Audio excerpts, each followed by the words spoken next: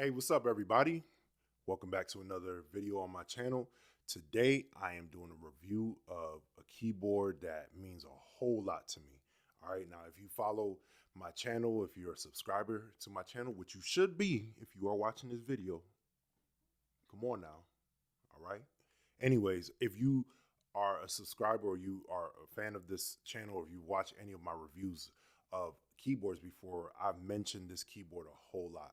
And it's the Yamaha Motif Classic. All right, that's the name we give to it. We call it the Yamaha Motif Classic, better known as just the Yamaha Motif, right? Because it's the original, right? The original of the legendary series of Motif keyboards. All right. So this keyboard came out in 2001, 24 years ago. Can you believe it? I can't believe it, man. I'm aging myself, but I was about 11 years old, and I got it for the first time in 2002. And I had it all the way up to about 2018, right? So 16 long years with this keyboard. So the reason why I gave it up is because, I started to realize that it had become outdated in some ways, and I had some polyphony issues, which I'll talk about a little further later. And I just felt like, I really wanted something new by that point, which was, the Montage that came out 2 years prior in 2016. So I was really trying to find a way to get that, and I eventually did. So I sold my Yamaha Motif Classic. I got a Yamaha XF8 for about $1,300, which is a steal, by the way. And then I eventually sold that and got a Modi X, and eventually got my Montage. Right. And somewhere in that process, I don't remember exactly where, but I also got a ES8 as well. So I'm very, very well versed and familiar with the Yamaha keyboards. But this keyboard is, it means a whole lot to me, because not too long after I got rid of it, I'm like, man, I probably should have kept that one, because there's so much history I have with that keyboard.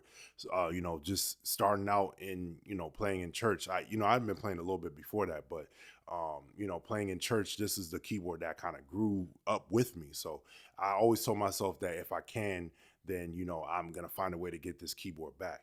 And one thing I always loved about it was the power grand sound. And, every keyboard I had since then, I'm always trying to find a way to get it on there. I took so long, asked so many different people how to get the power grand on the Montage.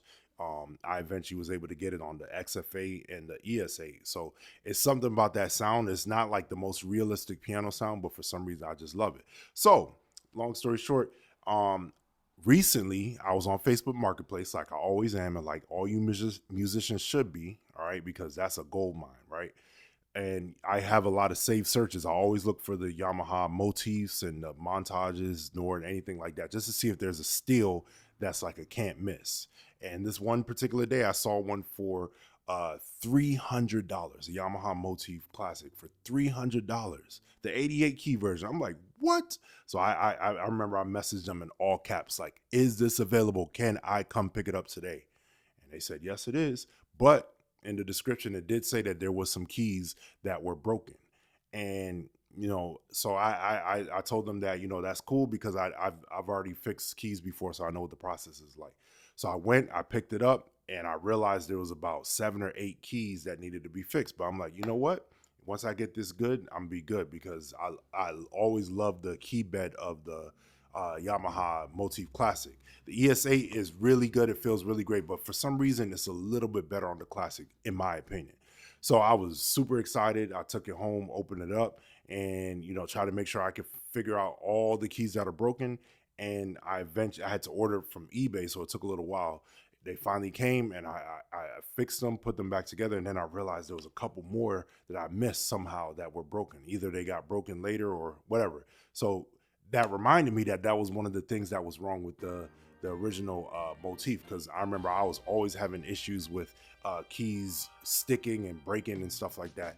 And I remember I heard somehow that you could email Yamaha, and as long as you were the first owner, they would give you a free repair for the keyboard, where you can get the whole keyboard fixed. So that's what I had done for my original. So that reminded me of that. So I finally, had to go bring it somewhere, because I wasn't trying to open it up again. And I finally got it going, and it's a couple keys, maybe one more that's still a little stiff, but for the most part, I'm in love. I'm back with my first love, right? So So let me do this review of this keyboard. I'm just going to be playing through some of the classic sounds that are on this keyboard and trying to figure out if it's still worth it in 2020.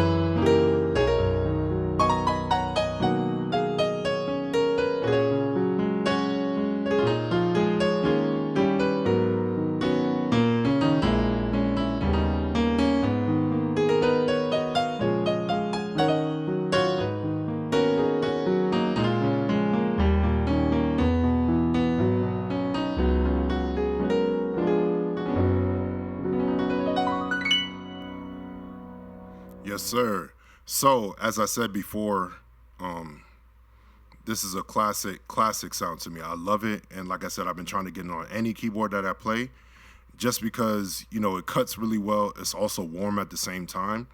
Some people don't really like it because they feel like it's too sharp. And like I said, there was a time where I thought it was too, but over time, I grew to love and appreciate it a lot more. All right, so the next sound that's here is the Jazz Grand. Another sound that for some reason Yamaha didn't put on any other keyboard after that. I'm not sure why, because it's a pretty cool sound, but here it is.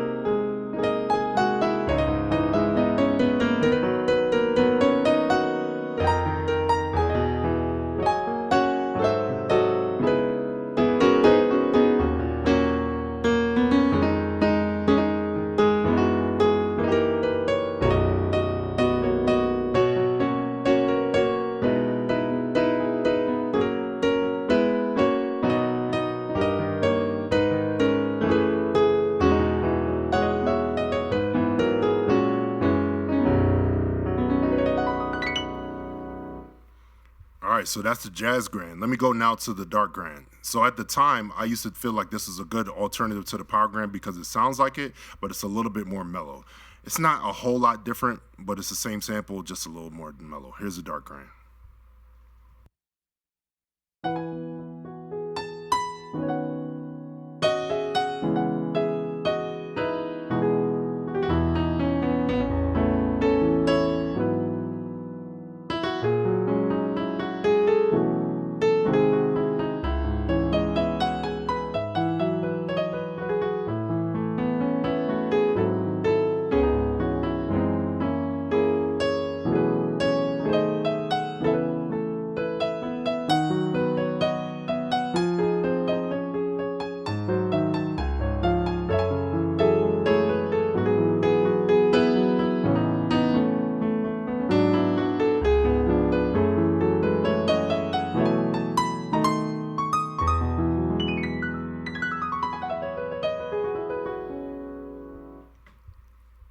So on the Motif, they introduced a lot of different sounds that we got used to with other keyboards that came after. I'm not sure whether or not there were on keyboards before the Motif, but because the Motif was so revolutionary, it kind of set the standard going forward. So there are sounds like ballad keys that we use a lot. So here's ballad keys.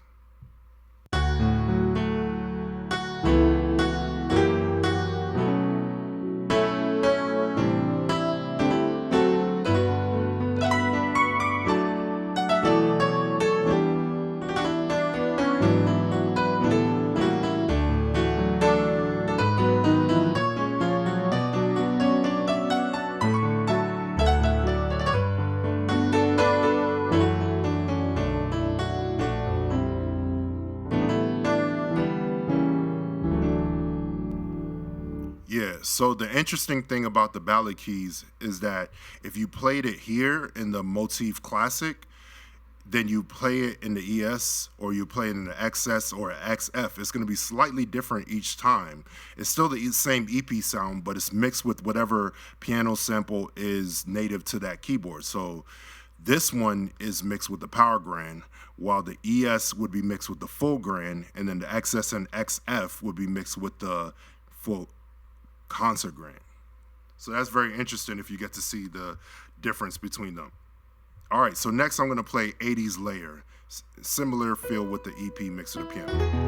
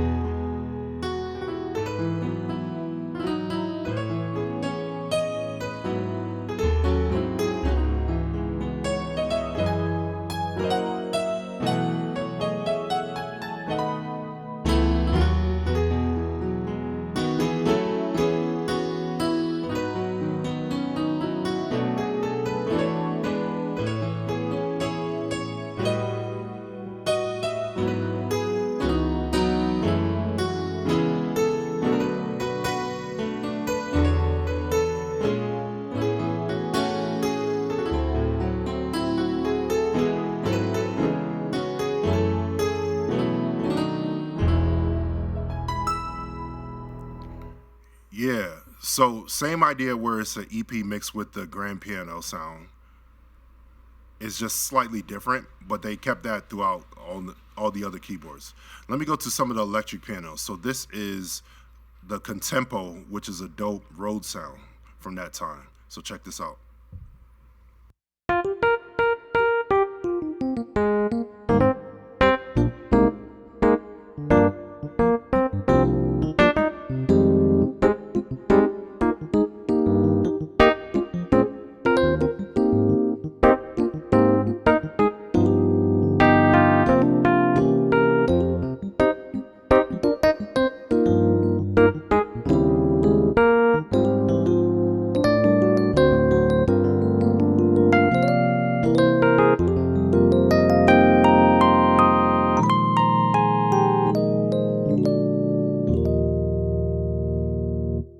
All right, cool. So as you could tell, probably very groundbreaking at that time because it's a really nice Rhodes sound.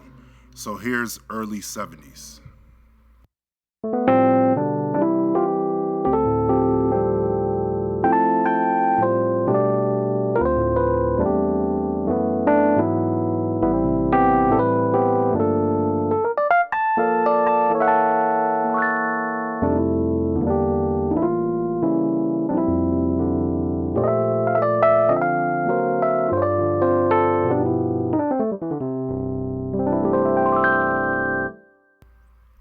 Cool. Let me see what else.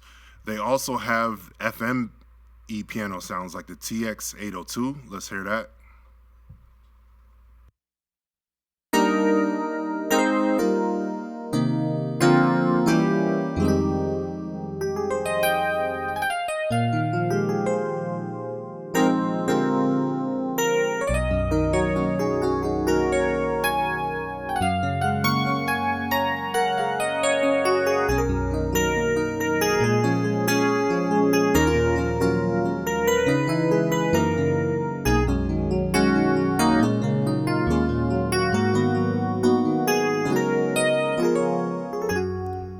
so that's just some of the EP sounds that they have. They also have a whirly sound. Let me do that real quick.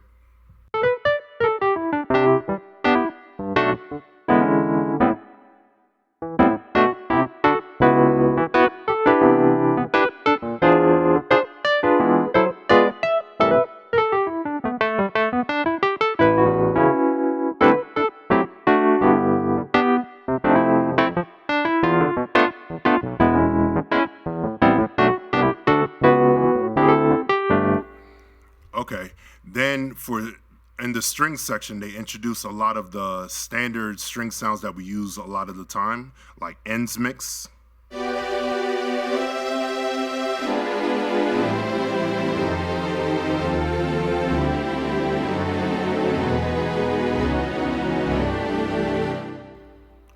Also, background strings, which is like my top favorite to layer with the piano.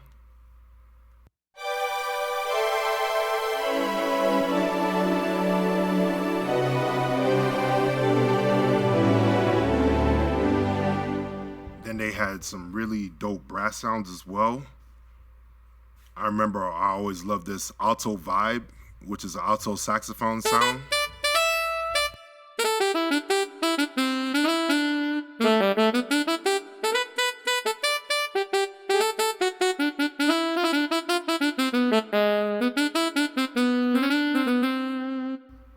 Then it had the sweet flute that I definitely think is an amazing flute sound. I haven't heard a better one yet.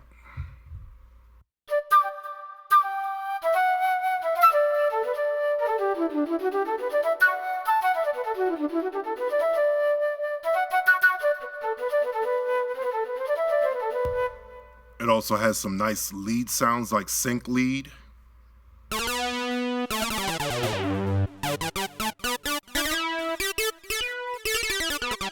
The pulse wound sound.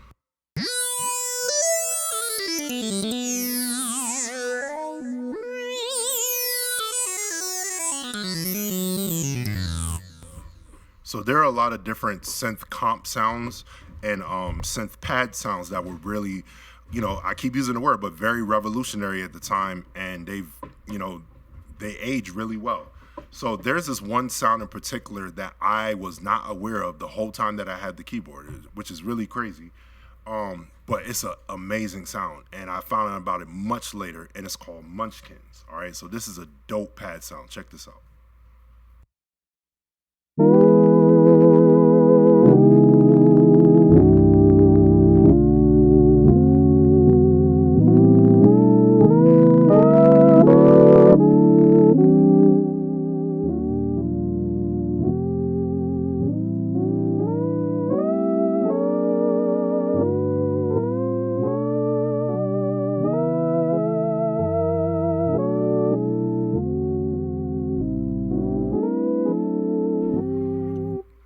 Yeah, that's super dope. So let me show you what it's like to patch on here. So this is where I started to run into some problems because you can only do so much. So I start off with the power grain here, and then let's say I wanted to add strings. So I'll put the background strings here with it. So I add the sound, and here it is. It should be fine with just these two.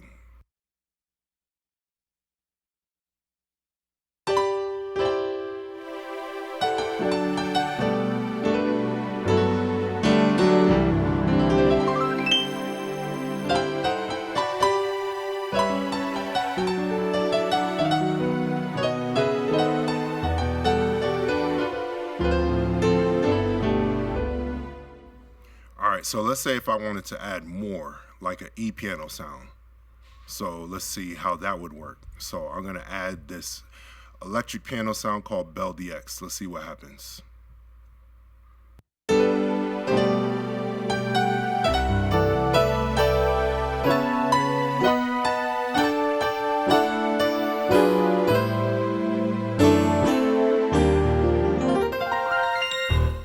So you could already hear that it's starting to cut out. And let's say if I want to go over the top and add a fourth sound, let's see what would happen then. So I'll add Munchkins on.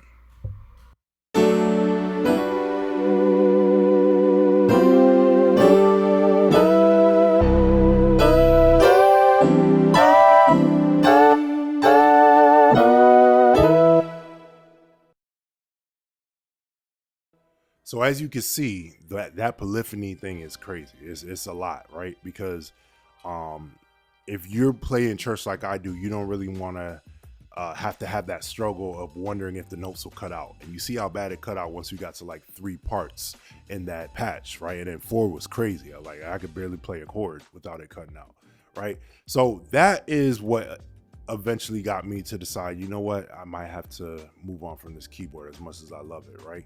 That, and then, you know, the fact that at the time, because I've been playing it so long, the Power Grand sample that I love so much now, I had started to, you know, want something more as far as like an acoustic keyboard sound. And over the years, as you know, keyboards have gotten a lot better with piano sound. So I was like, man, the XF8 has so many options, and then the Montage has even more. So that's the reason why I moved on from it. So the question is this Yamaha Motif Classic still worth it in 2025? My answer is, if you can get it for a steal like I did, absolutely, right? Because I was able to get it for $300, right? You can't beat that. Even if there was keys missing, $300 is $300, right? So if you can get it for a steal, absolutely.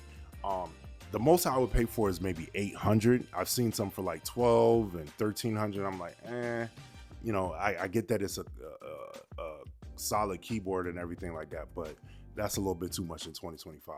But if you can get it for like $700, $800, then definitely that will be worth it. And I use it as a MIDI controller. So, you know, I'm not planning to go anywhere in the near future with this and play the actual sounds live. And if I did, I probably wouldn't go past 2 sounds layered together anyway. But it definitely still holds value. So shout out to Yamaha. They make the best keyboards in my opinion, overall. All right, so, you know, argue with your mama. But thank you for tuning in. Please be sure on your way out, subscribe, like the video, comment, and I'll catch y'all next time.